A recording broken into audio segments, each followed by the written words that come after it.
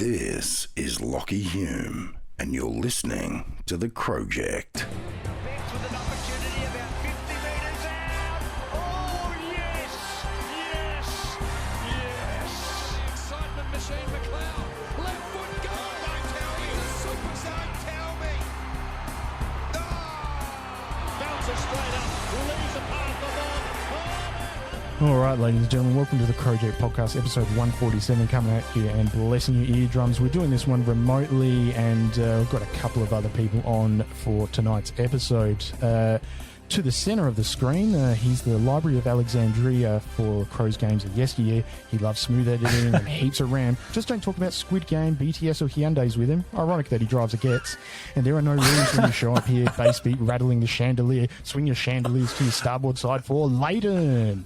Yeah. Hello. Yeah, if there was sound effects with the iPad and connected, and if I charged the thing, you'd be having applause right now. And now he's the boomer of the pod, despite not being the oldest. Watching his face melt for last week's pod setup was just beautiful. And he's got the gift of the gab and the gift of the interviewer question. You can call me up again to break me like a promise, so casually cruel in the name of being honest. Some honest claps forward to our man, Damon. Oh, that's right. I forgot that we had sound effects. Hello, Damon. Hello. Do you have that written down? Or Yes, it's in document 2 and document 1's in the run sheet. And shout out to our sponsors, Pay Me to Say, Trojan Aluminium, Nathaniel's Coffee too. And thank you to Nathaniel's for coming on board. And shout out to our patrons too, and we'll get to those soon. And also don't forget to get our merch over on Big Cartel, crowject.bigcartel.com or bigcartel.com/Crowject. I forget, Lleyton, help me out there. Yeah, it's one of them. Yeah, cool. If you Google it. And, sign up to our Patreon too. And if you sign up for $2 or $5 a month, you get yourself some stubby holders, which Damon was modelling before. That is the Crowject stubby holder. Ooh, stunned. And you can get the OG one. This will be going up on eBay at some point. To be honest, probably no bids and get passed in after 6 auctions. So... ladies, pay attention to your local savers if you want to get one of those real soon. I did have someone that did say that they found a Crombini at Savers. We've no circle. Oh no, that's impressive. Now, that might be a record within a year. Within a year, yeah. Someone's contributing to landfill already. Yeah. Well done, everybody. And if you want to contribute further to landfill, just go to go to our Big Cartel page and buy yourself one of those beanies. But we'll get straight and charity though, and charity as well. So we've raised about 25 grand so far for that one. Where's the applause for that, Lane? Come on. Yeah, it's only 25 grand. No children's hospital for that one. But anyway, so we'll go straight into it. The AFL women. Obviously, the Crows had another win, Damon. Yeah, and it was a good win. It was a big one. Probably to be expected. West Coast haven't really found their form this year. That's a kind way of saying that they're a bit crap. They are. They just are. I feel bad for them because they start up. Actually, it might be a little bit prophetic because they start up in a state where they've already got a team who have the best WA talent in Freo. Freo are just on a charge. They're probably going to be the team that will play in the grand final if we make it, which looks like we will. And then West Coast have to come in a little bit late and sort of pick up after them. And they just haven't... They said in the commentary that they've been around for 2 or 3 years now, and they've had 3 coaches in that time already. God. So just as an organisation, they're just not ready. Yeah, they're just not settled. And Are they we come up against the Crows. Are we hoping or wanting Port to come in with the same sort of enthusiasm? Yeah, this is what I'm getting at exactly. Yeah. So the who knows? Revolving door at AFL women's coach level is something that we want to achieve at Port. Maybe not. Nothing like 3 guys talking about that. But anyway, the score for that one, Lleyton, how did we go? We went well. We won by 33 points, 6-6-42 to 1 goals 3-9 in our fly-in, fly-out model at Punt Road. That was going to be the thing that, if anything was going to trip us up in that game, it was going to be flying out first thing in the morning, getting prepared. On the bus, like the girls were basically going to have to, do the team talk and everything on the bus, get to Punt Road, and then, which I didn't even realise that they played footy at Punt Road, but I guess the Richmond AFLW team plays there. Well, they train there, so you assume that. Yeah. They train there, yeah, and then but you can tell they've still got below average camera standards because the telecast is horrible. Oh, it was awful. I've heard a lot of people... Sorry, Pete. I've heard a lot of people knocking the commentators. I didn't think the commentary was that bad, honestly. No. Like, on the scale of AFLW, like, everyone they get in is sort of new in some way or capacity, but I didn't think they were that bad. But, yeah, the camera work was garbage. It looked terrible. Don't forget, this happened last year when Adelaide played GWS in Sydney. Yeah, in the middle of nowhere stadium. And I think Vardy Magic on Twitter, at Vardy Magic, he spoke about it then as he spoke about it for the most recent game. And I had the same response from the Crowject account that it's either junior producers or junior camera crew, or both. Can you expect the more seniors to be running things, as in more experience around that time of year? Possibly not. COVID could play into it, that sort of thing. But you wouldn't be expecting a substandard thing. If in doubt, just zoom out. It ain't that hard. I made that up. Well, it zoomed out so much. Yeah, they and did. They still kept somehow losing the ball. And even at South Adelaide, where when they pan down, sometimes you can't even see the ground. Their camera work was better than the one in Richmond. Well, that's because someone stole the copper from the wires. I have to say, I think Elodie would want me to say that. But thoughts on who impressed the most, Damon, in that game? Personally, I thought it was a very physical game on both ends. But what were your thoughts, mate?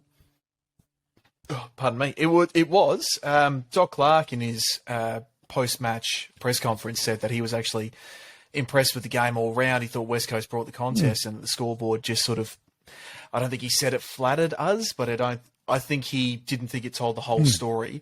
Anne Hatchard, I thought, was excellent before getting taken off with a foot injury, which is a shame. It was the usual contributors for the Crows, but the great thing is that everyone's really rising up at the moment, and you're seeing, from the newest debutants all the way up to the superstars having great games. That being said, last week I predicted that Martin would have a great game, and I thought she's continued to form on again this week. I think she's going to be a smoky for the best and fairest at the end of the year. It'll be won by a Marinov or a Hatchard or a Phillips, but I think she'll be in the top 3 or 4. I reckon. Definitely. And your thoughts, Lleyton? Yeah, I thought Marinoff, after the interview with Damon, definitely best on ground, has a habit of that. So who are you going to get on next week to have a best on ground performance? I don't. We'll plug something a little bit later because there is going to be an AFLW interview. It just won't involve me. Yeah. So it'll be interesting to see if they get a best on ground again this week, interviewed by someone else. But Noffy was fantastic. Fantastic chat and a fantastic effort on the weekend too. I also thought the other two big standouts were Sarah Allen, really stood out in the back line, and also Montana McKinnon. Another full game of her just being the sole ruck with Caitlin Gould out. Yeah. And she played great. She had 18 hit-outs. Yep. Yeah, a bit around the ground. Allen's been amazing all year. I think she's been probably one of our best performers, if not definitely our best performer down back, but she's definitely been up there in the last couple of weeks. Chelsea Bedell as well across centre-half back. She's just been pulling down marks, and she's almost playing like a third-up jumper role or like a Tom Duday type role almost, getting in front of the pack and pulling down marks, which is fantastic. She's either changed her game up from last year or she's just added another string to her bow to take those big intercept marks. She's playing fantastic footy. No, great call. I think she has a lot of composure, and the marking's so important in the women's game, especially down back, and she seemed to create a lot of sort of transitions from backs to the forward 50 for the Crows. Yep. And the other standout was probably the debutante for mine in Abby Ballard. Yep. Yeah, she was brilliant. Didn't look out of place at all. Yeah, 10 disposals in her first game as well. Can't go wrong with that. And 2 tackles. But we'll quickly get to some of the thoughts of some of the players. Some of our audience members as well. So after each game, we like to post on Instagram, Facebook, and Twitter, just asking for your thoughts at Crowject on all of them. So if we look here over on Twitter, we've got Ethan Thomas, a friend of the pod and Patreon, says 1 vote, Adelaide Mules, 2 votes, Adelaide EJ, 3 votes, West Coast, the umpires. Oh, There was some. bit There were a rough. lot of people on Twitter talking about those umpires. They were Yeah. shocking. It's consistently terrible, honestly. Yep. And I think we all agree that there should be full-time umpires across both competitions. I'll get to something later about what really annoyed me about the umpiring. I've made sure it's on the run sheet because I want to rave about it for a bit. But it's a subpar standard that we're becoming used to in the women's game, and I don't think we should anymore. Yep. It's not good enough. Like, if we want everything about this competition should be ready to take the next step up. We should be ready to take the next step up in terms of professionalism and broadcasting and sponsorship. And the umpiring is just way back to a day one when no one knew how to umpire the game. And it's not good enough. It does need to get better. And they need to stop putting the work experience kids on everything in terms of AFLW. They need to start taking it a bit more seriously. And Sophie Damon, Sophie_Damon, friend of the pod on Patreon, says, felt fairly even across the field. Noffy just doing what she does each week. Woodlands can't miss. Touch wood. And then look emoji. Martin just ripping into everything and taking on people twice her height with no fear. I love emoji. Oh. Ballard showing some good signs in her debut game too. Go Crom. And then she follows up with another tweet, says, oh, in one of EJ's best games, that goal in the third quarter time though, thirsty emoji. Yeah, that goal I felt was definitely after the siren, but I'm glad they paid it because it was a great goal. That was fantastic. It had a smattering of Josh Jenkins against Collingwood back in the day. Yes. Just minus the crowd noise. But we could hear the siren this time, yeah. Minus about 51,000 people, I reckon. But Caitlin at Moyle Boyle says, EJ best on. I reckon Noff and Martin round out the top three. And Crowstormer at Crowstormer says, EJ and Mules for me. And Gian Delaying at my favourite handle, Gabe-Lord, all upper caps. Rochelle Martin and Tia Sheldon are two of the most natural and talented young footballers I've seen. And then Britt Jager, Pepper_Peanut says, best game I've seen from EJ, first half in particular, was outstanding, not to mention that bomb. And then explosion. And then I followed it up with a bunch of hot dog emojis, and I don't know why. I think it was supposed to be a sausage roll, a goal, no, I don't know. Let's not overthink that one. In regards to what was posted on Facebook. Now, there is a long one to unpack. James Payne, friend of the pod. Oh, yes. James Payne, all right. Yep. Now, just to be clear, I responded to his comment and I said, Dear James, our reply will be imminent once Beryl dictates our letter. XOXO Gossip Crom. Because it was a long one. So, anyway, here we go. Long comment, guys. Apologies in advance. Well, there you go. Happy with a win, but boy, oh boy, do we need to talk about some issues with this competition is facing. Number one, timing and scheduling. Aaron had already talked about this, but playing what is predominantly a winter sport in the middle of the day in January, and I'm reading to this, is fucking stupid. The fact that the Crows have had to do this for the first three rounds is incompetent at best and negligent at worst. I feel like I wrote this. But if you think that's bad, round 4 has us at 12:40, while rounds 5 to 8 currently have us either playing Saturday or Sunday afternoon at 2:40. Are you effing kidding me? Number 2. Locations and facilities. Punt Road has absolutely no business hosting games. There were more portaloos and food trucks around the ground than there were places for spectators to sit. Crows looked like they were using their demountables for change rooms as well. Not sure if West Coast were the same. I think they would just pull them around the back. The issue isn't just exclusive to Punt Road. It's appalling for what is supposed to be a professional competition. You wouldn't see the men play at these grounds for premiership points, so why should the women be subjected to it? I understand that cricket might take some of the better suited grounds out of the equation for this time of year. Surely you can do better than this. There's 4 points. Number 3, umpires. Fuck me dead. There were some baffling decisions. This has to be one of the biggest issues since AFL Women started. And here we are 5 years later, absolutely nothing has changed. All caps. Get professional umpires on your books. AFL, take some pride in your so-called professional competition. I would have put invert professional. Anyway.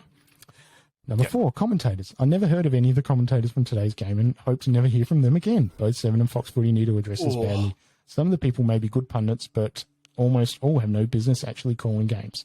Won't be holding my breath for any changes, though, because that would involve the AFL spending money on something that is not the Gold Coast Suns. Rant over, go Crom. Where's the applause, lady? Give him the applause. Hold, please. It's it's the end of the sound effects. So. Bit tired We hand. can't add any more of that, can we, Dan? No, I'm sure I could, but I'd just be agreeing with him on a lot of points. The one thing I'll pull him up on is that he kept saying professional. The sad reality is it's not a professional competition, but that doesn't mean the AFL needs to treat it as such, if that makes sense. So if they want a good quality product, you treat it like it is a good quality product. My issue is the administrators are all full-time pretty much. That's the part that pisses me off. Yeah. If you're going to do it where you have full-time admin but part-time players who supply the product... Yeah. But what's great is that we're having this conversation. So when the whole AFLW started, it was like a fringe minority that said it should be full-time professional and pay them as much as the men. And it was sort of an argument that kept recurring and people kept saying, but it's not making its own money and blah, blah, blah. Now we're starting to see the problem with not making it professional. And what we're getting is a substandard product. Everyone wants to watch it because everyone loves their teams, and we all love footy. We all love having footy when the men aren't playing. But when we're not putting up with crap umpiring. We're not putting up with crap broadcasting. We're not putting up with crap grounds to have to go to. But this is the byproduct of not making the league professional. And it's if we want it to be a better product, it's time we start raising our voices properly. Like we have been in the first 3 episodes this year. We have been talking about how garbage the product's been. And unfortunately, this leads to a lot of first-time viewers being put off the sport straight away, not giving it much of a chance. And we've had, as you said, 5 seasons of it. We've had enough chance to not let it be a trial. We could have had it professional from the start with the less amount of teams and build up slowly. But now that we've got 18 teams, it's going to make it harder from here. It will. And it really will. Just to follow up, Wendy Strods replied to James and said, having attended the game yesterday, I concur completely on your comments. I was fortunate enough to snag one of the few sunshades to sit under, but it was crazy hot, and for our girls to have to run around in that heat was deplorable. Yep. Damon, me and you are going to have a Patreon exclusive episode where myself, yourself, and Elodie, and Lleyton, you are invited if you'd like, to talk about the issues that are with the way AFL Women's is run, not the way it's played, the way it's run. And the things that AFL House could do to fix it. If they want it, we'll send them the episode for free on vinyl. Absolutely. Just as a suggestion, as concerned citizens who want the product to be better. On a cassette tape, just to really piss them off. Paul White. Let's do it. What a performance. Looks like the team is really kicking into gear now. Is it possible to peak early in such a short season? LOL. Bring on Melbourne next week. And Peter, who was a bit drunk at the time, replied and said, at least we have a recent trophy in the cabinet, even when we peak early, unlike Port, sucked in, go Crom. Just had to rub it in. Anthony, who are you getting there? Your comments this week have been a bit off. Have they? Yeah. Oh, I've just been... Is everything okay, Pete? Because you seem to be lashing out on the comments. Are everything okay? Everything. The favourite one's the ones you couldn't even understand with the hot dog emoji. That's true. I looked at it. I was like, hot dogs? Why would I do that? What? Why are there 10 hot dogs? Is it a competition? Like, dip it in water. I don't know. Sorry. Anthony Clissold, Woodland quiet this week. He was being sarcastic, but Scott Meekins also says, I don't like our forwards being outmarked. Mark it or get to the ground. To which I replied, we have the leading goalkeeper in that competition. Yeah. You could have gone with the time-honoured, you go out and play, champ. How many games have you played? How many AFLW games have you played, Trent? Yeah, Trent. Or whatever his name was. Trentet. Anyway. He's now Trent from now on. Trent from Punchy. Aidan Old says, well done, Crows. And Matthew Fatchin replies, face the front. I don't get it. And then Tanya Rendulic, I still don't understand why this lady follows our page, because she hates all things Crom. Okay. She still follows our page. Every time we post a Crom thing, she's like, disgusting, and automatically gets flagged as spam. Yeah. Anyway, she said, did they play already? To which I replied, no, this is an augmented reality, and the score is actually a meat popsicle. That's a Fifth Element reference. Anyway. Go Crom. No, I didn't even do Go Crom. I think I was pissed off. Oh, you bloody Tanya. Missed a chance. Yeah. But, Damon, there were a couple of interviews you've done recently, mate, including about the Hatchard foot injury. I didn't interview Hatchard about her foot injury. All right, awkward. I've misread the run sheet. That's okay. And Hatchard went off from the game with a foot injury this weekend. Probably because you didn't interview her the week previous. That might be it, yeah. Or maybe there's a they get a bit of good luck after being interviewed by me, but then that runs out very quickly. So I hope that's wrong because Marinoff was my last interview. So hopefully she's good going forward. Hatchard, I've got a quote here from someone at the club. I've not done my research, but Anne Hatchard left the ground at the end of the third quarter with a minor plantar fasciitis. Thank you. Flare-up, which will be managed in the coming week. So is this the one, Pete, where you've got to jump off your kitchen table and break the tendon in the bottom of your foot to get over it? No, it's not the Robert Harvey injury. But this plantar fascia can flare at any point, and it's just about pretty much conservative management, really. So I hope she's all good. But it can flare. It can impact basically how you land on your foot, and that can impact on running, especially on really hard grounds because it's the middle of summer. That's a perfect time to play football. AFL demonstration. Just got to rub that one in again. And at 3 o'clock in the afternoon, the hottest part of the day. Yeah, really. Since our game's been changed to 2:40 from 12:40, I think. Yep. This coming Melbourne game. Gotta love Don't it. know why. Yep. Wasn't hot enough. I've got to say before we move on though that. Yes, so chatted to Anne Hatchard, chatted to Ebony Marinoff recently. I've asked both of them about the conditions. And both of them have Hatchard, I genuinely believe. She said, no, I love playing in the heat. Marinoff said the same thing. I wonder if I'm not going to say that they're just towing the party line here, but I think it's more to do with the fact that their mentality at the moment is, come what may, we're going to play and we're going to dominate. So they've had a rubbish preseason thanks to COVID, no trial games, issues up and down with getting girls into training and blah, blah, blah. So I think the mentality is we're here to play footy. We don't care about the heat. We're just going to do what we can to do it. But Pete, like you said, mate, if they're playing on rock hard grounds because it's average temperature over the next few weeks is going to be 29 to 30. And that's what the ground does when it gets hot. It hardens up. That's why we play cricket. It's almost going to go beyond whether the girls like the heat or not. It's going to come down to someone seriously getting injured. Yeah, and that's something that I've got a real concern with is player welfare through all this. Okay, men might have the pre-season, and that's obviously during summer. That's when pre-season is. But you play AFL as a winter's game purely because that's how it's always been. Could it be played at any other time? Yeah, absolutely, it can be. But we're trying to run a professional league and a professional set of teams as well and trying to facilitate and nurturing it. Getting them to play in the heat and doing this to their bodies that aren't completely acclimatized to this sport.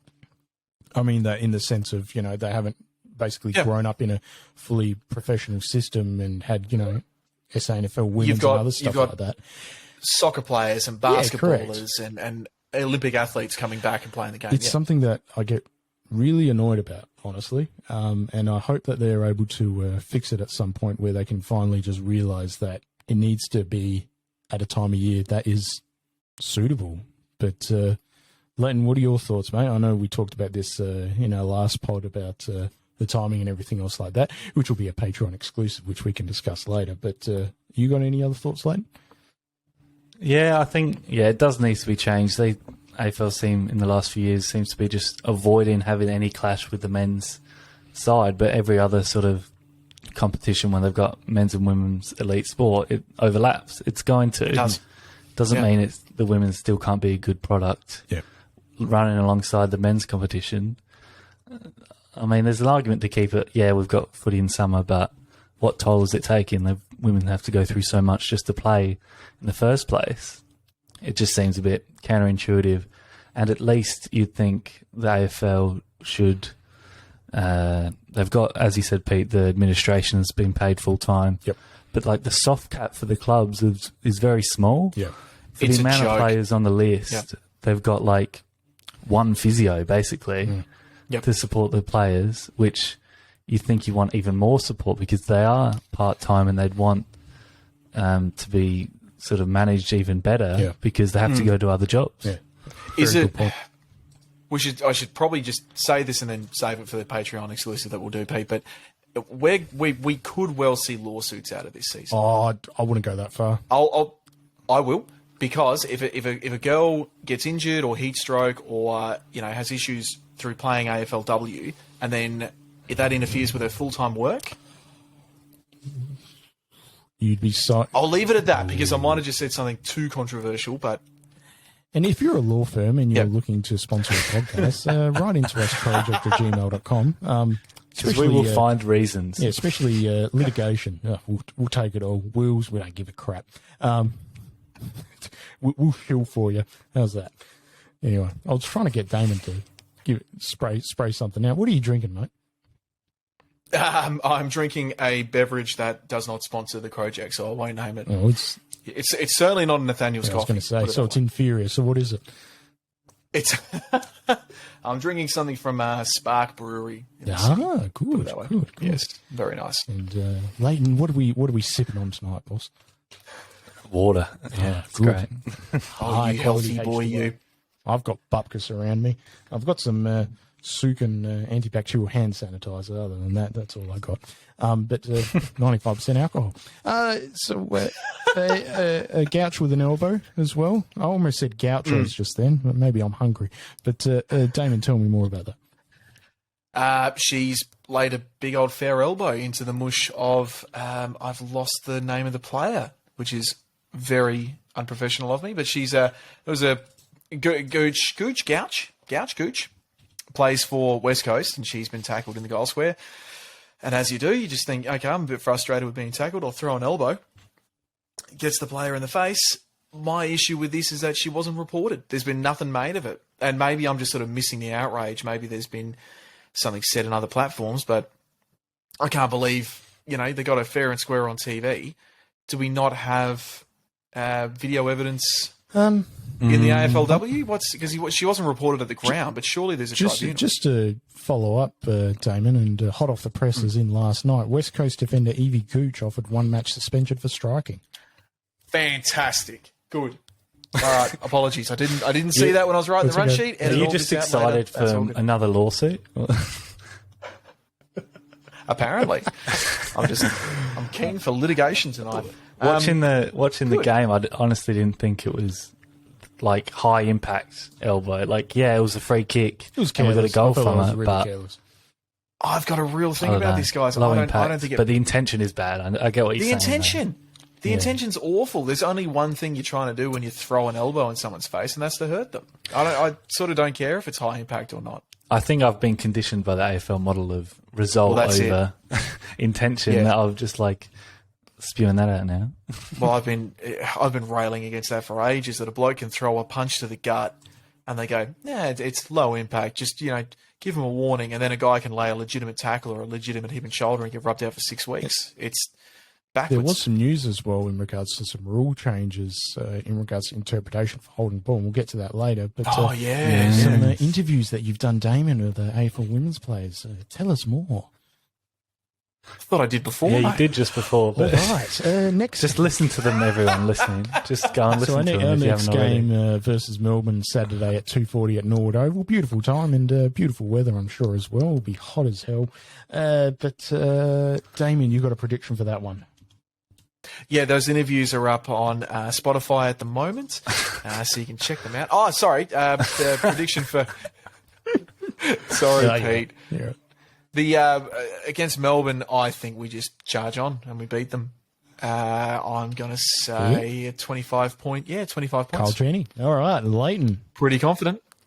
I am not so confident at all. Melbourne's been in good form. I think last time we played them, we lost, even though it was away.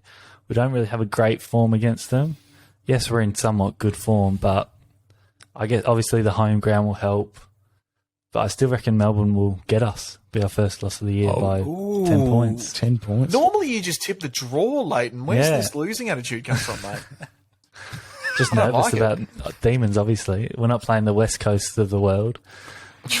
True. Just, Did anyone see, sorry to change it, Pete, but did anyone see someone on Twitter, there was an article that went around about how, of course, the Crows are doing so well. We are the only team in this state. We get all of the good talent from this one state. Did Oh, anyone yeah, see we've heard this? it all before. Yeah, just massive conspiracy theory. And then I look back to, well, Melbourne are awesome. North Melbourne are really good. Western Bulldogs won a premiership. Just, more Vic bias trying to bring us down. Sorry, Pete. Who wins and by how much? Me. I'm sorry. I'm going to go. I hate to say it, but I agree with Lleyton. Given that Melbourne, What's that supposed to mean? no, I think I do think it'll be our first loss for the year, but I think it'll be closer than that. I think it's going to be 5 points. 5. Oh, Hope not. Hope we both get proven wrong. But look, Melbourne, they defeated St Kilda by 41 points last week, so they know how to kick, which is a good thing to play footy. Anyway, next up on the run sheet, we've got some of the men's news, and Damon, something about Dawson saying culture good. That's pretty much it. Yeah, it's typical preseason news at the moment where it's we interview a player, not us personally, but someone interviews a player and writes up whatever they say is, big old news. Brown was interviewed during the week, and they, naturally Dawson was asked about, and he said, yeah, he's he's impressed with the culture, he likes being here. it'd be weird if Brown just went out and said, "Oh no, Dawson hates it." He's playing terrible this preseason. Oh my god! He says it every day. Just gravel. He's like, what's going on here? I'm out. He says every day he can't believe he has to park up on the lawn next to a bus interchange that doesn't get used anymore. What's with all the sand dunes, guys? What is this? My favourite was when we went to go and interview, myself, Ben and Elodie went to go and interview Tim Silvers. And, I just parked pretty much right near the front door because there was no markings.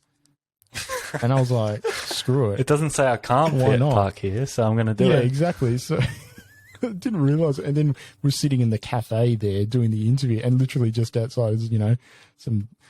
I think Ian Shuttleworth made a comment about who parked their bloody car there. And I'm like, I don't know. It doesn't say you can't park on the oval. What? Josh Roll style when he got yes first debut. Yes. I wasn't that bad. I didn't park in the culture. I was like, well, I'm tired. I'll just park here. Yep. I'm just going to park right up in front of the old ticket booth here. Right up in front of the old roller doors where they used to sell tickets. It was pretty close to that, actually. But anyway. Next up on the run sheet, Dawson's best position by Brownie. What's all that about? From the same interview, It was that. Yeah, sorry. This is. Maybe the mandate shouldn't be that we look for men's news for the next couple of weeks unless it's real good. Because I went looking and this is all it is. Everyone's training really well, and Brown doesn't think Dawson will play down back. He's probably going to play further up the ground, maybe up forward. I heard that the boys are really cracking in. Yeah. Yeah. I've heard there's a couple of people training the house down. Yeah, I've heard that from every other club. Funny that. Weird. Do you know what I loved? Gold Coast winning their last game, their first game in almost 2 years or something like that. Wasn't that last round against the Eagles? Was that right? Correct me if I'm wrong. Yeah, the women's team, yeah. And it was almost like AFL media were trying to latch onto it, just like, is this a start of something? And everyone's like, no, it's not. No, it's not. It's They're the like, end what? of a losing streak. They said, what? Gold Coast good news? All right, we've got to pump it. Yeah, that's it.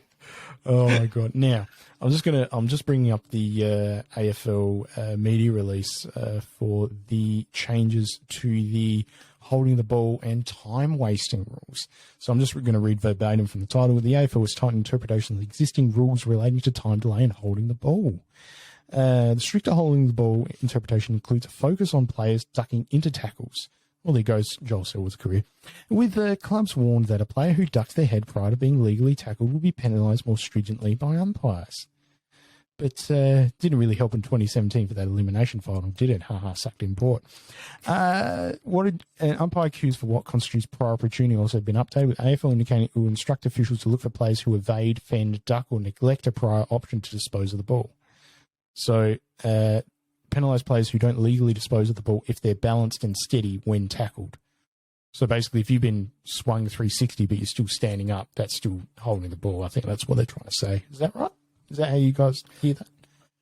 It also sounds like if I receive the ball as a player and I'm taking half a step and then get tackled to the ground, Yeah.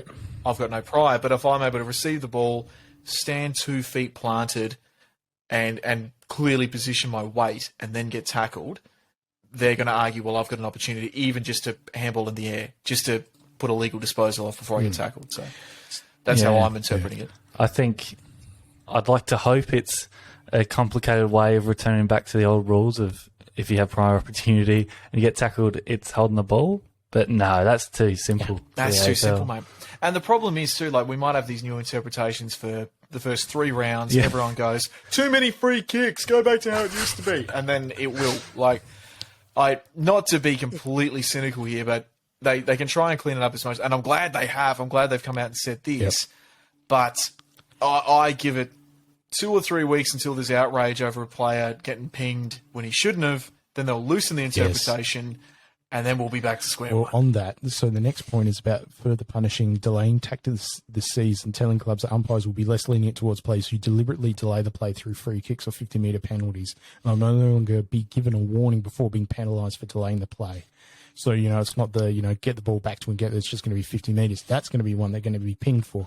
Now, if we I like that. Yeah. It's going to be frustrating as a fan when it happens to your team, but for the game's perspective, that's great because you always see the player in the mark saying to the umpire, who do I give it to? Who do I throw the ball to? Yeah.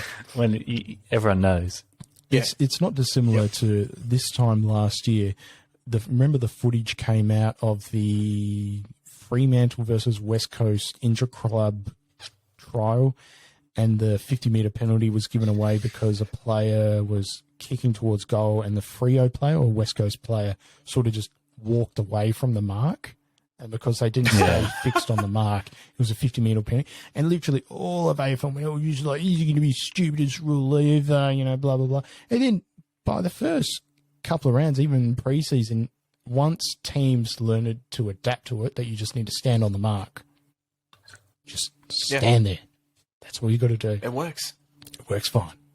And now that weirdly seems to be one of the better rules they've brought in. Yeah. Yeah. They occasionally get things right after getting 10 things wrong. But anyway, now, the Crows have a new sponsor, don't they, Lleyton? And how's your mining rig running at the moment? Is it running with the 10 graphics cards at the present time? Yeah, it's running well. Good, yeah. Good. But yeah, we've got a new sponsorship for the back of the jumper. Both Damon and I are probably bit sad to see another sponsor on the back of the jumper, but it's the first of its kind in the AFL. It's Crypto.com, and we know that Cream would have a lot to say about Crypto.com because he's a big advocate for it. But what were your thoughts on it, Damon? Ladies and gentlemen, you don't see the messages we receive from Cream in a weekly. It's going up. Get on it. Like, yep, thanks, Cream. Follow it up with me just saying, "Hey, Cream, where's that stock at now?" Yeah. What's that meme? Stonks. Yeah. He put all his money into fart bucks, and it's just gone to crap. Anyway, but no, it's look, Crypto.com as a sponsor for the Crows is fantastic. As James Hetherington, the head of the social media, said, they tried to do Crypto.com, but it didn't come off. And the Crom coin is coming. I just have to. We've launched it officially. We're going to get the Genesis blocks going, and you can mine yourself a little bit of Crom coin as well. Hopefully that'll be trading on Crypto.com very soon, and there'll be champagne and pingers when that happens. No, but look, first of its kind, Crypto.com, they have the rights to where the LA Lakers play. They own the stadium. Yeah, the actual stadium itself. But look, they're getting really big. Cryptocurrency is a big thing, and I, for one, welcome our new crypto overlords. Yes. Yeah. It's one of those, remember when Marvel came in and took over the naming rights to Etihad? Oh, yeah. Well, Telstra Dome, Docklands. and everyone goes, "What the hell? Like it's a comic book Who cares? It's a company with a shit ton worth of cash that wants to invest in it. Yeah. Fine. Are we Great. gonna have like a crypto style jumper now? Like they had the Marvel for Western Bulldogs. They had like a Marvel themed jumper. So I mean, I'll be honest with you. I don't know how cryptocurrency works. I'm at not surprised all, that so- comes from you. Like, out of all the people, like I said, you're not even the oldest on this pod.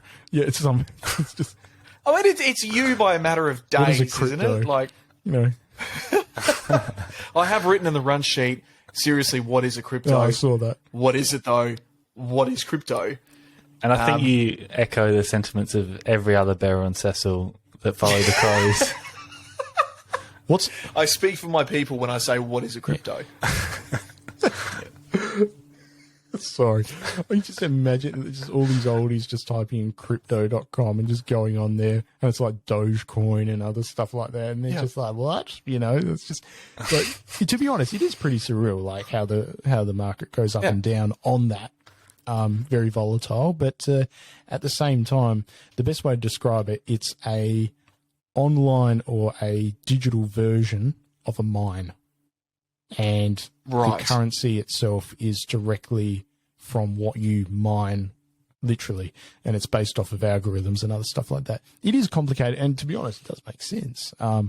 It's just it's a volatile market because it's literally a new resource, but it's practically invisible.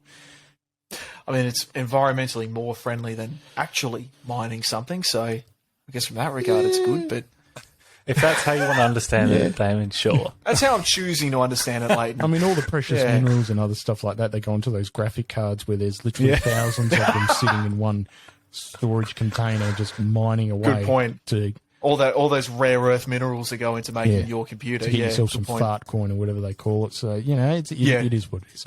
But let's just go through some plugs as well. We got to the 1997 grand final call, which happened. Lleyton, how'd you go editing that one, boss? Not too bad until one of the cameras went flat, but it did too. But you know, it's on YouTube now. It's a good watch. Now, if you got a spare few hours. We do like to say, don't trust new technology or new software updates. And tonight we've had issues with new software updates. And that was, so we had two cameras running. We had a GoPro 8 and a GoPro 10. The GoPro 10 overheated. Yeah. And it was hot. When I touched, I remember, Leighton, I don't know if you remember, halfway through the call, I like pointed at it and it was turned off. And then at halftime I go to touch it and it was like, I could barely touch it and it was plastic. So I was like, yeah, that's not good. So I actually had to send it off to GoPro, who actually Really? No way. So he came up with an error code and everything, and I emailed them saying it's still under warranty, and they asked what I was doing with it, and I said it was literally sitting on a shelf recording, like not snowboarding or paragliding or something like that. They're like, oh, okay, send it in. I sent it in, and they said, oh yeah, there's an issue with that one, here's a new one. Cool. Brilliant. They Cool. didn't send back the old one, though, so I couldn't flog it. Anyway, but we've also got some interviews as well. We've got Elodie has done a fantastic interview with Ian Nutsy Callanan, which is available on our Patreon. And if you want to listen to that one, go to patreon.com/Crowject. And we also got a few other interviews on there. Damon, Leighton, tell us more. What's on there? We've got the request a game. Yes. Every week I'll upload a game you request. It's mainly one person requesting at the moment, but it could be more. Come on, people. Overload Leighton with obscure games from the 90s. Come on. He loves it. You think you're bothering him, you're not. He loves going through the old catalogues. Make it happen. I'm going to say it now, only because I know a great friend of mine, Marty. Me and him went to this game, 2011 Crows versus Swans at Amy Stadium. We won. Terrible game. It's a shocker. It's bad. Like literally, you know that really fine drizzle you can get when it's not windy, Yes. and it's just The mist. super. Yeah, mist. Just a little bit more than mist, but enough to shit you off. It broke my Nokia E71 phone. I got wet as hell. Did you send that back? Did you ask them I for a was new like one 4 there? years Was it under old at that warranty? point, right? The fact devastating. it broke, I think Nokia were more impressed by that. But no, in all seriousness, it was a pretty impressive game. Just a slop fest, just a Neil Crane Neil Craig classic game. So that's my request, Lleyton. Okay. Make the wish true. Love it. We've also got an interview coming up this week. Eloise Jones, our own Benny Mack, is going to be having a chat with Eloise Jones. So that should be happening this Thursday. So stay tuned for that coming out. Friday coming up. Eloise has been in fantastic form, had a great game on the weekend. So should be a really good chat. Excellent. And if you want to get on our Patreon, patreon.com/Crowject, we like to read out to our Crowject crowdfunders as well. So we've got Brad M, Drew Corner, James Payne, Jeremy Withers, Sam Curtis, Lockie Dan, Michael Bornholm, Ray O'Hara, and Shaheen Marty. He is good. Very good. Do we have any new Patrons that popped up this week? You'd love to think we all know that, wouldn't you? They're giving us money to talk rubbish about the Crom, and no, we're not sure. It's amazing though, because basically all of our patrons are able to support us, and because there are costs with the pod itself, the ongoing subscription to Podbean, and even the equipment that we use day-to-day basis. We're using Riverside, which is a subscription itself. So basically that covers that. And Damon waving around his Rode pod mic as well. That costs money. Don't drop it. But in all seriousness, thank you so much to our amazing patrons for helping to fund that. And honestly, it's always a wild ride, isn't it, Lleyton? I guess, yeah. Giddy up. Sorry, I'm going nuts at the moment. I've got a dishwasher that's going on the fritz, so you've got to love that. But are you going to send it back to GoPro to get a new one? Is it under warranty? warranty? Hard to disconnect a Miele dishwasher and send it back to Appliances Online, but I'll bloody try. Also, we've got a couple of things on Inner Sanctum, Damon, that you've been writing up about. Yeah, well, we've partnered with the fantastic sporting news organisation, the Inner Sanctum. Oh yeah, when are we supposed to mention that? We're mentioning it now. The international media conglomerate. Yes. Based out of Gawler. I mean, we don't want to say that they're as big as Google, but we will say that Google are worried. They've got more letters in their title. They do, yeah. I mean, Yahoo is definitely worried about the Inner Sanctum, but Inner Sanctum, fantastic website for sporting journalism. Check them out. They've got a unique Australia focus, so they everything going on AFLW, NRL, A-League, Australian sports people abroad. Check them out. There's a couple of articles up there right now summarising the interviews we've had with the AFLW players. So definitely look after them, support them as they support us. Definitely, and we've also got. We've got a friend of the pod on Patreon, Maddie Irwin, posted a couple of articles on the Inner Sanctum too, just summarising the AFLW's game. So go ahead and have a read of those. But I think that's about it for us, guys. Lleyton, you got any more thoughts, my man? No, just go the Crows this weekend against Melbourne, top of the table clash. Oh, yeah. And thank you to our sponsors, Payment SA, Trojan Aluminium, and Nathaniel's Coffee and Panini as well, especially the Paninis. Oh, my God, they're amazing. Get the Lucio one that melts in your mouth. Damon, thank you so much for joining us tonight. Thanks, mate. I just want to ask Lleyton real quick. Crystal Palace, Liverpool on the weekend, mate. Penalty or no? Definitely not. We were robbed. Oh, so goalkeepers can just run through players now, can they? Is that yeah, but Peter would know watching soccer. He barely touched him. He fell over. He went across the stadium. Barely touched him. I love how your faint British accents start coming out when you start talking about EPL. He barely touched him. We're just both from Adelaide. That's all. Yeah, the Adelaide accent. It was an amazing weekend for sport. NFL was absolutely amazing. Some amazing overtime games there. I was watching the YouTube highlights of those last night, and Arkansas won against Texas A&M in the basketball too. So giddy up with that. And I don't know what other teams. Elodie likes what's the bees in the Brentford Bees? How the Brentford Bees go? Can we get an update? They're doing well. I can't tell you exactly where they are on the table, but for a team that's been rising up through the Championship last year and is now up in the Premier League, so they've gone from second division to top division, they're looking like they're going to stay up, which is big for them. So good on them. They drew with Liverpool 3-3 earlier in the year, which was a heartbreak for me, but very good. You regret asking now, don't you, Pete? Yeah, somewhat. And Cream, he's whatever the Dapto dogs are doing. Ben's a huge Celtics fan, and I've got no input in regards to them. That's all I got. Holy crap. We're stretching this one out. Anyway. Should we do another episode where we just talk about all the teams that we like and all the other sports? We should do that. We were going to do that Patreon episode where we we mansplain things to as she called it. I think that's what it's being billed at, but I think she's quick to say, nah, because I know sports too, which she does. She does. To be honest, she knows way more than I do. Way more. But yeah, at some point we'll do an episode where it's just one of us telling Elodie about a sport and why people should care. Oh, God. Sarcastically. Anyway, ladies and gentlemen, my name's Peter, that's Lleyton, that's Damon, and go Crom. Go Crom. Go Crom. Go Crom.